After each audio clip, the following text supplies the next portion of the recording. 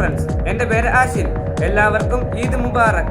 ഇന്ന് ഞാൻ വരയ്ക്കാൻ പോകുന്നത് GGO ഫുട്ബോളിനകത്ത് ബെയർഫുട്ട് ടീം കൺട്രോളർ ഐസക്കിനെയാണ്. നിങ്ങൾക്കെല്ലാവർക്കും ഇഷ്ടപ്പെട്ടാൽ ലൈക്ക് ചെയ്യണേ. നിങ്ങളുടെ അഭിപ്രായം കമൻറ്റിലൂടെ അറിയിക്കുകയും ചെയ്യണം. പോകാം വീഡിയോയിലേക്ക്.